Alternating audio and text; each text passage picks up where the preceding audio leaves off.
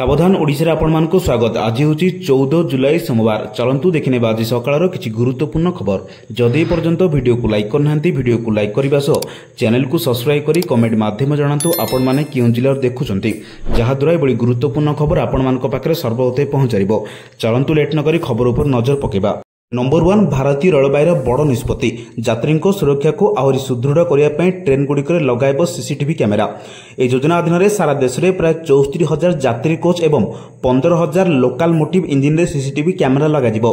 प्रत्येक कोच रे 4टी कैमेरा लगाजिबो। सेहिबळी प्रत्येक लोकोमेट्रिक 6टी लेखा कैमेरा लगाजिबार योजना रहिछि। कोच रो प्रवेश स्थान एवं साधारण अंचल गुड़िक 2टी कैमेरा लगाजिबो। ए हाईटेक कैमेरा गुड़िकर विशेष कथा हेउछि जे एगुड़िक कम आलोक रे मध्य उच्च गुणवत्ता वीडियो रेकर्ड करि परिबो एवं उच्च गति रे मध्य स्पष्ट फुटेज प्रदान करि परिबो। एहा द्वारा निरीक्षण व्यवस्था एवं सुरक्षा को बहुत उन्नति हो बोली आशा करा जाउछि। 5 दिन पाणीपाग अपडेट। आगामी 5 दिन पाणीपाग स्थिति पूर्वानुमान करी प्रेस रिलीज जारी करछि आंचलिक पाणीपाग विभाग। मध्याह्न संध्या समय राज्य अनेक स्थान में प्रबल वर्षा घड़घड़ी सह कालबैशाखी संभावना रही। तेणु विभिन्न जिला को ऑरेंज और येलो वार्निंग जारी कर समय सतर्क रहा परामर्श देछि पाणीपाग केन्द्र। आसंता काली अर्थात जुलाई 14 तारिख में किछि जिला को ऑरेंज और येलो वार्निंग जारी कर पाणीपाग केन्द्र। ऑरेंज वार्निंग जारी करा जिला गुड़िक होउछि मयूरभंज, केन्दुझर और सुंदरगढ़। एही सब जिला गुड़िक गोटे किंबा 2टी स्थान में प्रबल अति प्रबल वर्षा सह घड़घड़ी सह झटका पवन 30 ରୁ 40 किलोमीटर प्रति घंटा होबार संभावना रही। नंबर 3 राज्यसभा 4 जन को मनोनीत कले राष्ट्रपति। हाई प्रोफाइल अपराधिक मामला परिचालना जनाशुना सरकारी वकिल उज्ज्वल देवराम निकम, केरल जनिष्ठ वरिष्ठ सामाजिक कर्मी एवं शिक्षाविद श्री सदानंदन माजटे, भारतर पूर्वतन वैदेशिक सचिव हर्षवर्धन श्रृंगला, ख्यातिनामा मनीक्षा जैना को राज्यसभा सांसद भाव मनोनीत कर राष्ट्रपति द्रौपदी मुर्मू। भारतीय संविधान अनुच्छेद 80(1) क एवं यार अनुच्छेद 3 अनुसार राष्ट्रपति 4 जन को मनोनीत करछंती। पूर्व मनोनीत सदस्यों अवसर जो ए पदवी गुड़िक फांका थिला तांकु स्थान रे ए 4 जन को मनोनीत करछंती राष्ट्रपति। नंबर 4 5 दिन पर प्रत्याहार है ड्राइवर आंदोलन। आज पुणी थे स्टीयरिंग धरिबे राज्य हजार हजार ड्राइवर। 7 दफा दाबी नहीं सरकार सकारात्मक आलोचना होते बेले आंदोलन प्रत्याहार कर घोषणा कर शनिवार रेढ़ाखोल ड्राइवर महासंघ पक्षर एक सांबादिक सम्मेलन में घोषणा कर जुलाई 8 तारिख विभिन्न दाबी नहीं स्टीयरिंग छाड़ आंदोलन डाकर देता ओडिशा ड्राइवर महासंघ। राज्यर हजार हजार ड्राइवर आंदोलन में बसवा सहित प्रभावित होते राज्यर परिवहन व्यवस्था।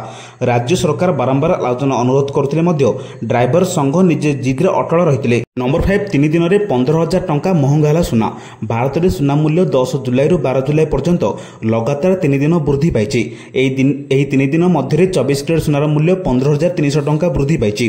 यह समय मध्य रूपार मूल्य वृद्धि पाई। अमेरिका राष्ट्रपति डोनाल्ड ट्रंप अनेक देश उपर शुल्क लागू करने पर सुना और रूपार मूल्य वृद्धि पाई। ट्रंप द्वारा लागू होता नूतन शुल्क हार 1 अगस्ट कार्यकारी हो।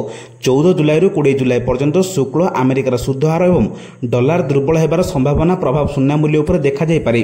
नंबर 6 204 जन को नियुक्ति पत्र बांटिले केंद्र मंत्री। स्थानीय चंद्रशेखरपुर स्थित रेल ऑडिटोरियम रे 16तम रोजगार मेला आज अनुष्ठित होइछि। पूर्वोत्तर रेलवे द्वारा आयोजित रोजगार मेला रे प्रधानमंत्री नरेंद्र मोदी वीडियो कॉन्फ्रेंसिंग माध्यम रे शामिल होई उद्बोधन करथिले।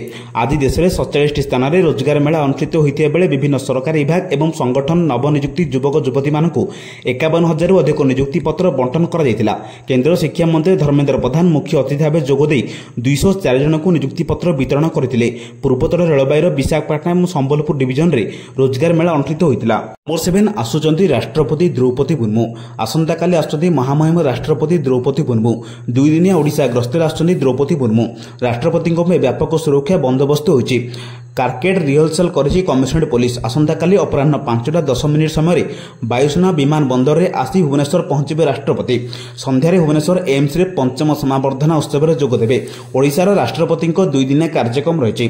15 तारिख रेभेन्सा विश्वविद्यालय त्रयोदश वार्षिक समावर्धना उत्सव में मुख्य अतिथि भाव जोगदेवे। यह उत्सव में राज्यपाल अध्यक्षता करेंगे। सेहीपरि रेभेन्सा बालिका उच्च विद्यालय 3टी बिल्डिंग शिलान्यास करेंगे। नंबर 8 पीएम जनधन को नहीं आसला बड़ खबर। प्रधानमंत्री जनधन योजना भारतीय नागरिकों केंद्र सरकार स्वतंत्र योजना। यह योजना को नहीं बड़ खबर सामना आसी। किछि दिन धरी गणमाध्यम रिपोर्ट रे दाबी कर जाउथिला जे सरकार चालू नथिबा पीएम जनधन योजना को खाता को बंद करने को योजना करुचंती। एहा परे योजना अधीन रे अकाउंट खोलथिबा अनेक चिंतार पड़ जाइतिले। अर्थ मंत्रालय ए अकाउंट को बंद करने को नहीं कौन प्रकार रिपोर्ट को खंडन करिछि। डिपार्टमेंट ऑफ फाइनेंशियल सर्विस पक्षरु जारी बयान रे कहा जायछि जे बैंक ବ୍ୟାଙ୍କଗୁଡ଼ିକୁ ଏହି ଯୋଜନାରେ ଖାତାଗୁଡ଼ିକୁ ବନ୍ଦ କରିବାକୁ କୁହାଯାଇ ନାହିଁ। ନମ୍ବର 9 ମୋହନଙ୍କ ନୂଆ କ୍ୟାବିନେଟ୍ 21 ସଂସଦୀୟ କ୍ଷେତ୍ରରେ 21 ମନ୍ତ୍ରୀ।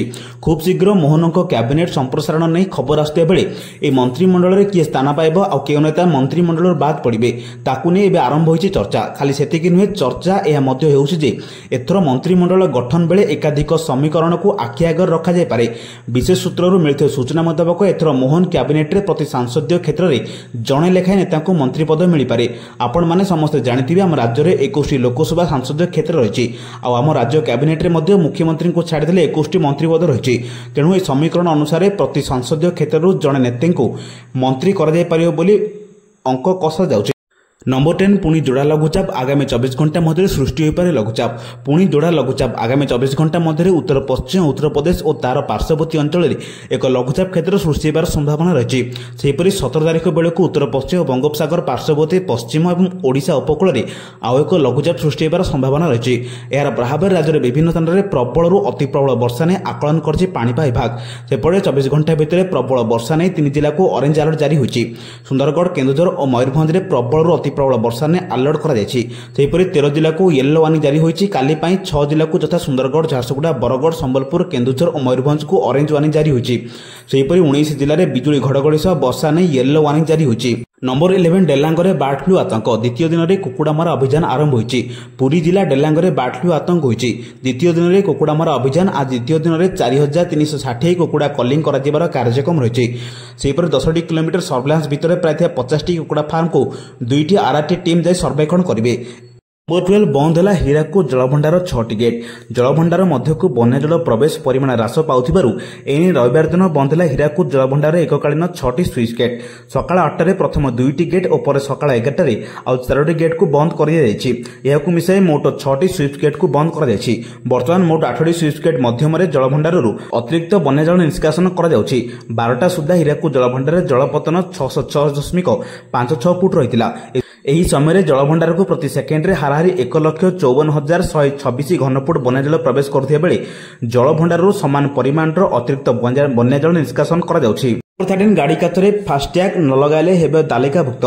ଗାଡ଼ି କାଚରେ ଫାସ୍ଟ୍ୟାଗ୍ ନ ଲାଗିଲେ ପାଖରେ ରଖିଲେ ବ୍ୟବହାରକାରୀଙ୍କୁ କଳା ତାଲିକାଭୁକ୍ତ କରାଯିବ। ଟୋଲ୍ ପ୍ଲାଜାରେ ଦକ୍ଷତା ବୃଦ୍ଧି କରିବା, ଠକେଇ ରୋକିବା, ଭିଡ଼ କମ୍ କରିବା ଏବଂ ଆଗାମୀ ଡିଜିଟାଲ ତଥା ଉନ୍ନତ ଟୋଲ୍ ବ୍ୟବସ୍ଥା ପାଇଁ ପ୍ରସ୍ତୁତ ହେବା ନିମନ୍ତେ ଭାରତୀୟ ଜାତୀୟ ରାଜପଥ ପ୍ରାଧିକରଣ ନିଷ୍ପତ୍ତି ନେଇଛି।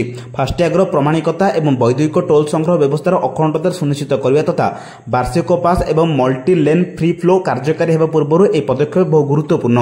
ନମ୍ବର 14 ମୋଦିଙ୍କୁ ଭେଟିଲେ ମୋହନ। ଦିଲ୍ଲୀ ଗସ୍ତରେ ଦ୍ୱିତୀୟ ଦିନରେ ପ୍ରଧାନମନ୍ତ୍ରୀ ନରେନ୍ଦ୍ର ମୋଦିଙ୍କୁ ମୁଖ୍ୟମନ୍ତ୍ରୀ ମୋହନ ଚରଣ ମାଝୀ ସାକ୍ଷାତ କରିଛନ୍ତି। ସ୍ଥାନୀୟ 7 ଲୋକ କଲ୍ୟାଣ ମାର୍ଗ ସ୍ଥିତି ଭବନସ୍ଥିତ ଅନୁଷ୍ଠିତ ଭେଟାଘାଟରେ ଓଡ଼ିଶାର ବିଭିନ୍ନ ବିକାଶମୂଳକ କାର୍ଯ୍ୟ, ଭବିଷ୍ୟତ କାର୍ଯ୍ୟପନ୍ଥା, କେନ୍ଦ୍ର ରାଜ୍ୟ ସମନ୍ୱୟ ତଥା ରାଜ୍ୟର ସାମଗ୍ରୀ ବିକାଶ ନେଇ ଆଲୋଚନା ହୋଇଛି। ଓଡ଼ିଶା ଭିଜନ 2036 ଅନୁଯାୟୀ ରାଜ୍ୟର ଦୃଷ୍ଟି ପୁଞ୍ଜିନିବେଶ ସହ ଗରିବ କଲ୍ୟାଣ, ବିଶେଷ କରି ମହିଳା, ଆଦିବାସୀ, ଦଳିତ ପଛୁଆ ବର୍ଗଙ୍କ ବିକାଶ ନିମନ୍ତେ ରାଜ୍ୟକୁ କିପରି ସଫଳତା ମିଳିବ ସେ ନେଇ ଉଭୟ ନେତାଙ୍କ ମଧ୍ୟରେ ଚର୍ଚ୍ଚା ହୋଇଥିଲା। ଓଡ଼ିଶା ବିକାଶ ନେଇ ପ୍ରଧାନମନ୍ତ୍ରୀ ମୋଦିଙ୍କ ପ୍ରେରଣା ଏବଂ ଅତୁଟ ସମର୍ଥନ ନିମନ୍ତେ ମୁଖ୍ୟମନ୍ତ୍ରୀ ମୋହନ ମାଝୀଙ୍କୁ କୃତଜ୍ଞତା ଜଣାଇଥିଲେ। ନମ୍ବର 15 ଆଜିଠୁ 3 ଦିନ ପ୍ରବଳ ବର୍ଷା। ରବିବାରଠାରୁ ଆଗାମୀ 3 ଦିନ ପର୍ଯ୍ୟନ୍ତ ରାଜ୍ୟରେ ପ୍ରବଳ ବର୍ଷା ହେବାର ସମ୍ଭାବନା ରହିଛି। ଭାରତୀୟ ପାଣିପାଗ ବିଭାଗ ପକ୍ଷରୁ ଏନେଇ ସତର୍କତା ଜାରି କରାଯାଇଛି। ରବିବାର ପାଇଁ ରାଜ୍ୟରେ 24 ଜିଲ୍ଲାରେ ବର୍ଷା ନେଇ ୟେଲୋ ୱାର୍ଣ୍ଣିଂ ଜାରି କରାଯାଇଛି। ସେହିପରି 6ଟି ଜିଲ୍ଲାରେ ଅତି ପ୍ରବଳ ବର୍ଷା ହେବାର ସମ୍ଭାବନା ରହିଥିବା କୁହାଯାଉଛି। ଏହି 6ଟି ଜିଲ୍ଲା ହେଉଛି ଭଦ୍ରକ, କେନ୍ଦ୍ରାପଡ଼ା, ଜଗତସିଂହପୁର, ମୟୂରଭଞ୍ଜ, କେନ୍ଦୁଝର ଏବଂ ବାଲେଶ୍ୱର। ଏହିଭଳି ଗୁରୁତ୍ୱପୂର୍ଣ୍ଣ ଖବର ପାଇବା ପାଇଁ ଆମ ଚ୍ୟାନେଲ ସହ ଯୋଡ଼ି ରୁହନ୍ତୁ। ବ୍ୟୁରୋ ରିପୋର୍ଟ, ସାବଧାନ ଓଡ଼ିଶା।